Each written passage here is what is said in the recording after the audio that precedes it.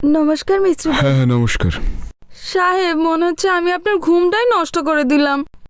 যা বলার আছে বলো। এরকম ভাবে কেন বলছেন? আমি তো মাইনে চেয়েছিলাম আর আপনি বললেন বাড়ি এসে নিয়ে নেওয়ার কথা, তাই তো এলাম। এই ব্যাপার, ঠিক আছে ভেতরে এসো। না সাহেব, আমি এখানেই ঠিক আছি। আর আপনি তাড়াতাড়ি টাকাটা নিয়ে এলে আমি এখান থেকে চলে যাব। কোনো ব্যাপার না, ছাড়ো, ভেতরে এসো। না মিস্ত্রি বাবু, আমি বাইরেই ঠিক আছি। শুনুন, আপনি টাকাটা নিয়ে আসুন। দেখো, দরজার বাইরে দাঁড়িয়ে কাউকে টাকা দিতে নেই, তুমি ভেতরে এসো না। কোনো ব্যাপার না সাহেব, আপনি বাইরে এসে আমাকে টাকাটা দিয়ে দিন না। তুমি কি জানো না এইভাবে কখনো কাউকে টাকা দিতে নেই? দেখো, তোমার তো পরিশ্রমের টাকা, এভাবে দেওয়া উচিত না। সেই জন্য তুমি ভেতরে এসে টাকা নিয়ে যাও, ঠিক আছে? এটা কি বাবু, আপনিও যে কি করেন না।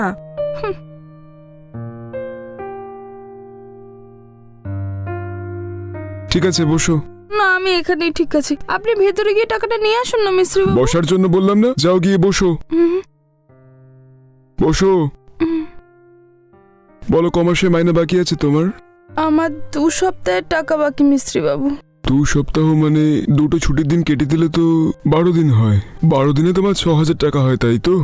দেখুন, মেয়ে স্কুলে গেছে, ওর আসারও সময় হয়ে যাচ্ছে। আপনি কি তাড়াতাড়ি টাকাটা দেবেন? দিচ্ছি, দাঁড়াও। এই তো সবে এলে, এখনই যাওয়ার কথা বলছো? একটু বসো এখানে।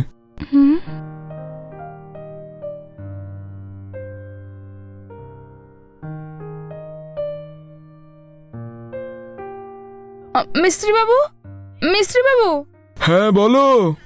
একটু তাড়াতাড়ি আসুন মিস্ত্রি বাবু, আমাকে বাড়ি ফিরতে হবে। মেয়ের স্কুল থেকে আসার সময় হয়ে গেছে তো। একটু বসো ওখানে, চা বসিয়েছি, চা খেয়ে যাবে। ওহো, ওসব চাই না আমার।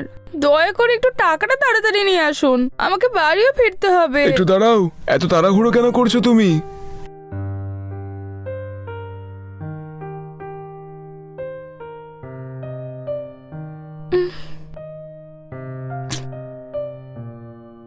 কি মনে হচ্ছে জেনে বুঝে এটা করছে।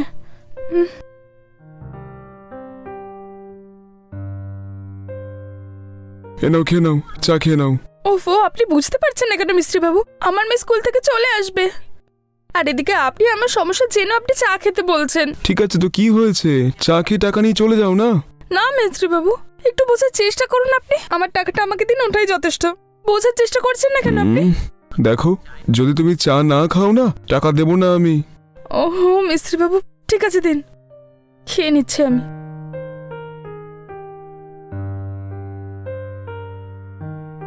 আরে আরে, সাবধানে খাও না, নাহলে তোমার জিভ পুড়ে যাবে।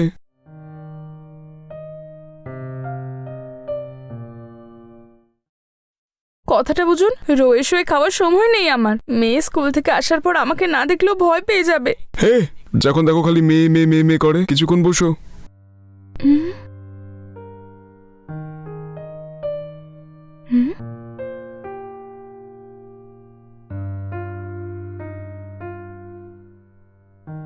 এই নে।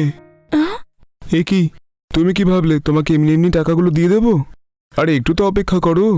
আরে এ কি মিস্ত্রি বাবু, আমার টাকা আমাকে দিন না, আমার তো দেরি হয়ে যাচ্ছে। আরে দাঁড়াও না, তোমার টাকা অবশ্যই দেবো আমি। যদি তোমার টাকা চাই তাহলে আমাকে তোমার খুশি করতে হবে, তখনই তুমি তোমার টাকা পাবে। আরে এই কি মিস্ত্রি বাবু, আপনার কথা আমার খুব একটা ভালো লাগছে না। এই টাকা তোমার জন্য কত গুরুত্বপূর্ণ তা আমি কিন্তু ভালো করেই জানি। যদি তুমি তোমার মাইনের টাকা ফেরত চাও, তোমায় অ্যাডজাস্ট করতে হবে, তাহলেই টাকা পাবে, আর না হলে সম্ভব না। এ কি মিস্ত্রি বাবু, আপনাকে খুব ভালো ভেবে আপনার বাড়ি পর্যন্ত টাকা চাইতে এলাম আমি, আর আপনি এইসব বলছেন আমাকে? এই, এসব ভালো খারাপ ভুলে যাও। তুমি তুমি আমায় খুশি করবে কি করবে না? তা না হলে আমাকে টাকা দেবেন না নাকি? মিস্ত্রি বাবু, আপনার থেকে টাকা আমাকে কিভাবে নিতে হবে আমি খুব ভালো করে জানি। কিভাবে নেবে শুনি তো? তোমার বউ আছে না, সে আমার বাড়ির পাশের ডিপার্টমেন্টাল স্টোরে প্রত্যেকদিন বাড়ির জিনিসপত্র আনতে যায়। যদি তোমার এই ব্যবহারের ব্যাপারে তোমার বউকে বলি না, তাহলে তোমার গল্প শেষ হয়ে যাবে। মিস্ত্রি, আমার টাকাগুলো তোমার কাছে সামলে রাখবে। কাল আমি তোমার বউয়ের সাথে দেখা করে যা বলার বলে টাকা নিয়ে নেবো, ঠিক আছে?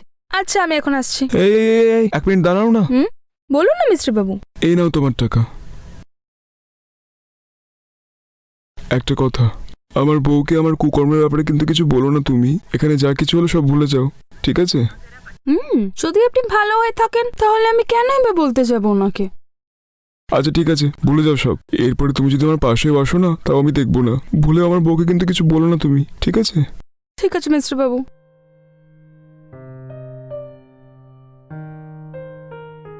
हाँ।